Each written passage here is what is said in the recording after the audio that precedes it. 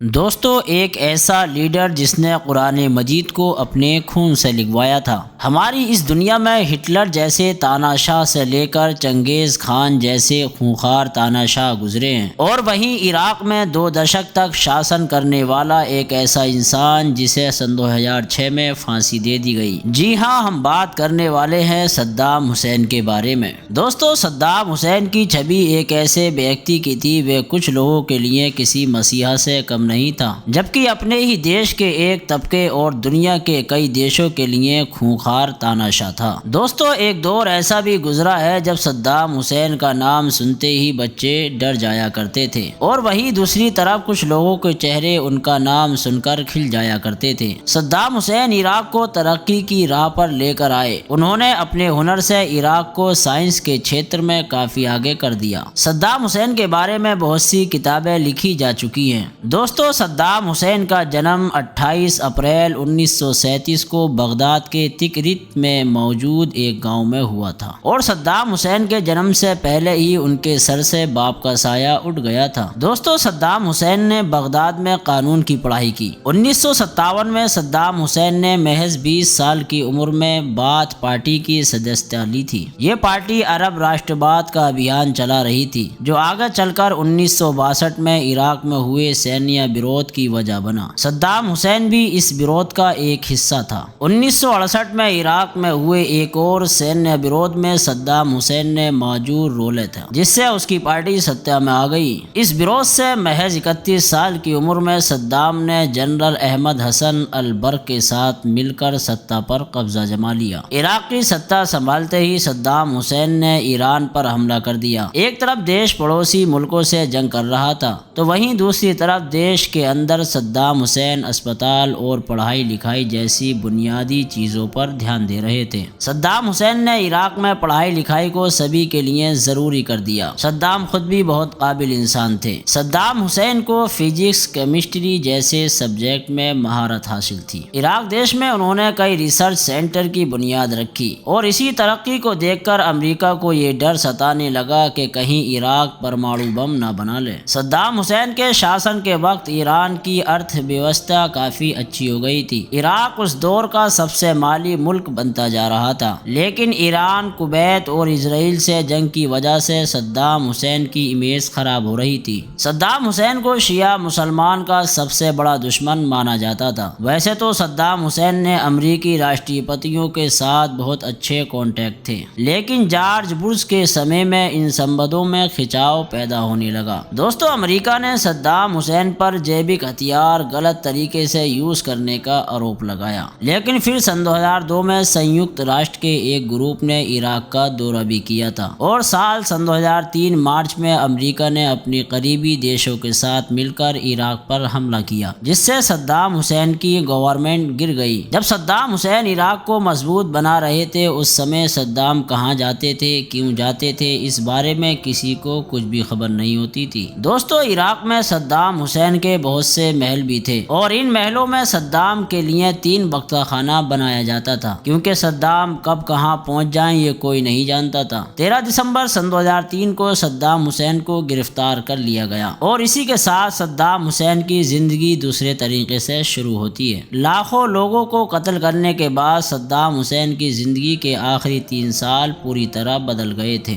گرفتاری کے بعد صدام حسین کو 2 الگ الگ جیلوں میں رکھا گیا۔ صدام جب جیل میں تھے تب ان کی سیفٹی کے لیے امریکہ کی ملٹری کے 12 بیسٹ کمانڈوز کو سونپی گئی تھی، اور انہی کمانڈوز میں سے ایک نے صدام حسین پر ایک کتاب بھی لکھی ہے، اپنے محل میں قیدی صدام حسین۔ انہوں نے اس کتاب میں لکھا ہے، جب صدام جیل میں تھے تب کافی نرم سوبھاؤ کے تھے، اور سینکوں نے کبھی بھی اتنے نرم دل کا تاناشاہ نہیں دیکھا، اور صدام حسین کو دیکھ کر یہ یقین کرنا مشکل ہو گیا تھا کہ کیا یہ وہی صدام حسین ہے جس نے لاکھوں لوگوں کا قتل کروا دیا تھا۔ دوستو، صدام حسین کو میٹھا کھانا بہت پسند تھا۔ سبھی کمانڈوز کو یہ بھی آدیش دیا گیا تھا کہ وہ صدام حسین کے ساتھ زیادہ گھل مل کر بات نہ کریں، لیکن وہ 12 کمانڈوز صدام حسین کے آخری دنوں میں سب سے اچھے دوست ثابت ہوئے۔ جب صدام حسین جیل میں تھے تب صدام سے ایک سینک نے کہا کہ ان کے بھائی کی موت ہو گئی ہے، تو صدام نے بہت نرم انداز میں اس سینک سے کہا، آج سے تم مجھے اپنا بھائی سمجھ سمجھنا۔ 30 دسمبر سن 2006 کو صدام حسین کو پھانسی دے دی گئی، اور حیرانی کی بات یہ ہے کہ اسی دن مسلمانوں کی بقرہ عید کا دن تھا۔ اس دن صدام حسین نے وضو کیا اور فجر کی نماز ادا کی۔ اس دن صدام کے چہرے پر بالکل بھی ڈر نہیں تھا۔ دوستو، صدام حسین نے پھانسی پر چڑھنے سے پہلے ایک کوٹ کی مانگ کی تھی، اور یہ مانگ انہوں نے 2-3 بار کی تھی۔ جب صدام حسین کو کوٹ دے دیا گیا اور صدام سے پوچھا گیا تم نے یہ کوٹ کیوں مانگا ہے، تو صدام نے مسکرا کر یہ جواب دیا، پھانسی ہوتے وقت میری قوم یہ نہ سمجھے کہ ڈر سے میرا جسم کانپ رہا ہے۔ ہنستے ہنستے صدام نے موت کو گلے لگا لیا۔ صدام حسین کی پھانسی کے وقت ان کے ساتھ رہنے والے سبھی کمانڈوز کی آنکھوں میں آنسو تھے۔ سبھی کو ایسا لگ رہا تھا کہ ان کا بہترین دوست ان سے دور چلا گیا۔ دوستو، آپ کی جانکاری کے لیے بتا دیں کہ صدام نے اپنے خون سے ایک قرآن مجید بھی لکھوایا تھا، جو بغداد کی عمر المارک مسجد میں رکھی ہوئی ہے۔ قرآن کے سبھی 605 پنوں کو شیشے کے فریم میں رکھا گیا ہے۔ قرآن مجید کو لکھوانے کے لیے صدام حسین نے 3 سالوں تک اپنا 26 لیٹر خون جمع کیا تھا۔ تو دوستو، آپ ہمیں کمنٹ کر کے ضرور بتائیے گا آپ صدام حسین کو کس نظر سے دیکھتے ہیں۔ فی الحال دوستو، آج کی اپنی ویڈیو کو ہم یہیں پر ختم کرتے ہیں۔ ویڈیو پسند آنے پر نہ صرف ویڈیو کو لائک کریں بلکہ اپنے دوستوں احباب کے ساتھ بھی ضرور شیئر کریں، اور اسی طرح کی ویڈیو دیکھنے کے لیے ہمارے چینل کو ضرور سبسکرائب کریں۔ ملتے ہیں اگلی نئی ویڈیو کے ساتھ۔ اللہ